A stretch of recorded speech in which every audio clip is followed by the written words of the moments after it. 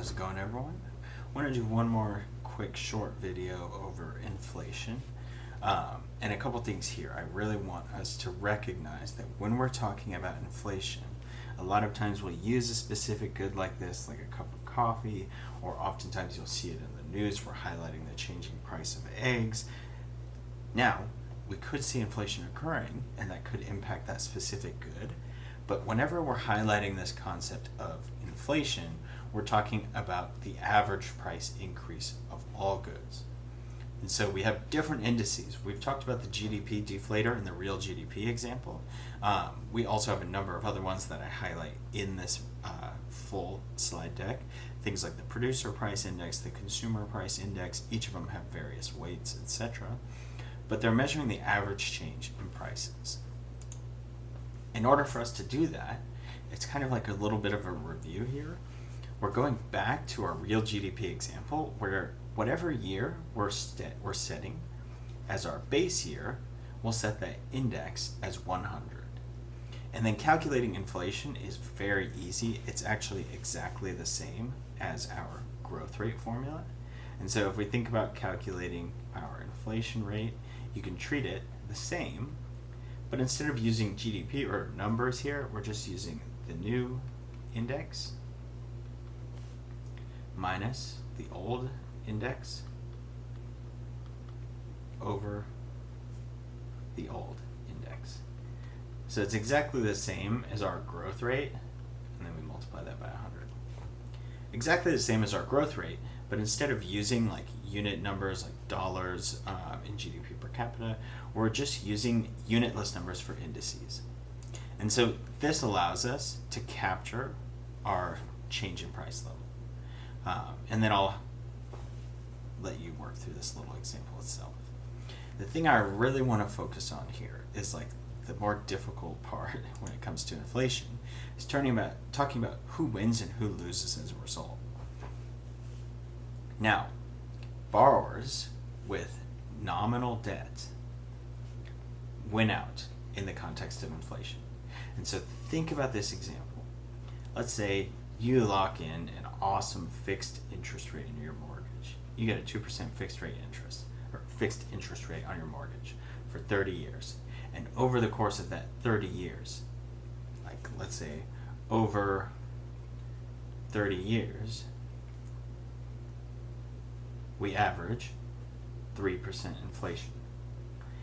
Each year, in real terms, the value of your debt is decreasing by 1%. And so this is why it's like you oftentimes see people focus so much on recommending individuals to push for that fixed interest rate, especially if you can get a good interest rate, something like 2 to 3%, which is around our recommended inflation target rate. Because in real terms, as long as we continue to grow and we have our price level increase, you'll actually see the real value of your debt decrease. Similarly, on the other side of that spectrum, the lenders who are offering you those fixed interest rates are losing out in these cases. And so a lot of times what we'll see firms do is a process called indexing. A couple examples, you might have heard situations like this where you might, let's say some of you might actually have this, where through your firm you have something written into your employment contract that allows for a COLA, or a cost of living adjustment. These are automatic adjustments. And so, for example, something in the context of a COLA would give you something like, let's say, a 2.6% increase in your salary each year. And so there are going to be years where inflation exceeds that. There's going to be years where inflation is slightly below that.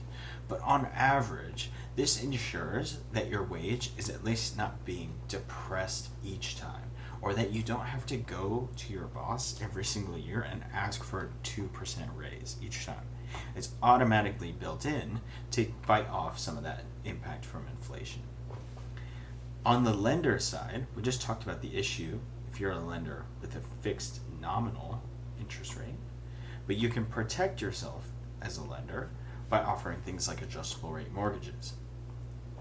Whereas a lot of times you'll see something that's locked in. So you'll have, let's say, 3% locked in. Whoops. Locked in for 5 years. Wow. For 5 years. After that, so after 5 years, after our 5-year period, this gives the lender the opportunity to adjust the interest rate subject to inflation. And so if they feel like in that first 5 years they lost out in each of those, they could potentially increase that interest rate, let's say up to 7% in the 6th year. And they might have the opportunity to adjust it every year after that. That is going to depend on each specific contract. But the adjustable rate mortgage allows those lenders to protect themselves from those periods in which they might lose out if they were offering a fixed interest rate. Really important to note that we have a couple of these built in our income tax code. We have it built in our Social Security benefits, but it's really important to note that indexing as a whole will not completely offset the impact of inflation. And so something like this 2.6% is great because it protects you from having your purchasing power reduced every single year. But it's often the case that we might have, let's say, 8 years of positive growth and the price level exceeds 3% each of those years. In each of those years, yes, you are protected to some extent, but your purchasing power is still declining over that period. And so they're not perfect, but they really help offset the impact of the increase in the average price level. If you have any questions, reach out via email or stop by during office hours. Thanks.